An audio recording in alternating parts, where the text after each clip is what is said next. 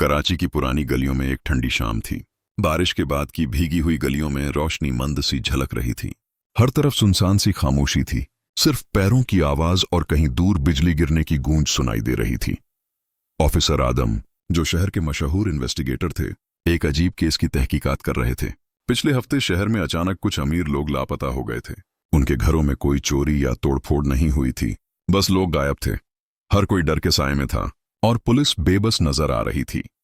Local media ने इस मामले को इनविजिबल किलर का नाम दे दिया था, क्योंकि न कोई गवाह था और न ही कोई सुराग। आदम ने पहली सुराग के लिए शहर के सबसे मशहूर कैफे का रुख किया, जहां लापता लोगों की आखिरी बार मौजूदगी देखी गई थी।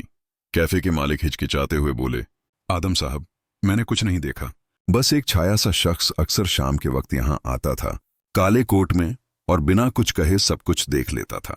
आदम की आंखों में आग सी झलक उठी। वह जानते थे कि यह कोई आम चोर या कातिल नहीं है। यह शख्स शहर के अंधेरों में छुपकर लोगों की जिंदगियों का खेल खेल रहा था।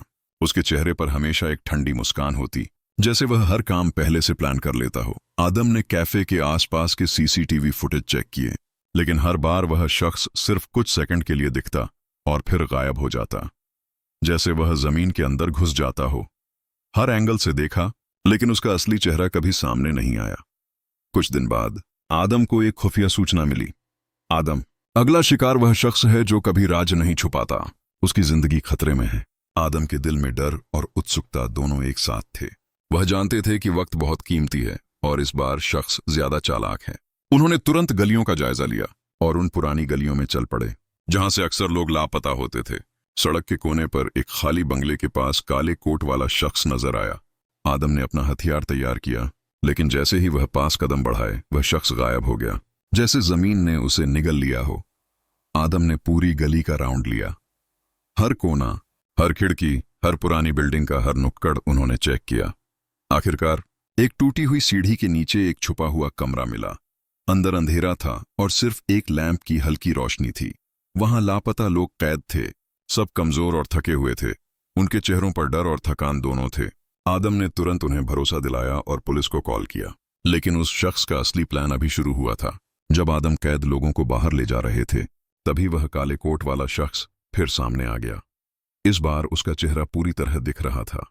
वह शहर का मशहूर बिजनेसमैन राशिद खान था। आदम हैरान रह गए। एक तरफ अमीर और रेस्पेक्ट वाला बिजनेसमैन और दूसरी तरफ लोगों को गायब कर देने वाला कातिल। राशिद ने ठंडी मुस्कान के साथ कहा, आदम, तुम सच्चाई का सामना थोड़ी देर पहले करते, लेकिन वक्त का फैसला मेरा है। आदम ने अपना हथियार उठाया और राशिद को रोकने की कोशिश की, लेकिन राशिद तेज था और पूरी प्लानिंग के साथ भाग गया। आदम ने पीछा किया, लेकिन राशिद हर बार एक नया छल कर देता और गायब हो जाता। अगली सुबह आदम को सिटी पुलिस और मीडिया के साथ मिलकर एक बड़ा रड प्लान करना पड़ा। राशिद का असली सेफ हाउस पुरानी इंडस्ट्रियल एरिया में था, जहां से लापता लोगों का नेटवर्क चल रहा था। आदम और पुलिस ने सरप्राइज रेड की और राशिद को पकड़ लिया। उन्होंने सभी कैद लोगों को आजाद करवा दिया और शहर में फिर से सुकून लौट आया। लेकिन आदम को पता था कि राशिद जैसे लोग सिर्फ एक बार नहीं दिखते। शहर के अंधेरों में ऐसे साए हमेशा मौजूद रहते हैं और कभी कभी हम सिर्फ उनका साया देख पाते हैं, असली शख्स नहीं। रात को जब आदम अपने ऑफिस में केस फाइल कंप्लीट कर रहे थे, तब उन्होंने एक छोटी सी नोट देखी जो राशिद ने छोड़ी थी। साया हर जगह होता है और कभी कभी साया ही असली हकीकत होता है। आदम ने नोट को अपने डेस्क पर रखा और विंडो से बाहर देखा। शहर की गलियां अंधेरों में डूबी हुई थीं, लेकिन उस अंधेरे के अंदर भी वह शख्स कहीं ना कहीं था।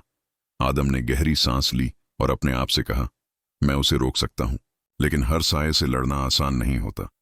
शहर में एक तरफ सुकून था, लेकिन दूसरी तरफ सस्पेंस और डर का साया अब भी गलियों में था। आदम को पता था कि यह कहानी सिर्फ शुरू हुई है और सच्चाई के पीछे छुपा अंधेरा कभी आसान नहीं होता। और इस तरह कराची की सायादार गलियों में एक नए खेल की शुरुआत हो गई। एक ऐसे खेल का जहां सिर्फ हौसला और तेज दिमाग ही इंसान को बचा सकता था।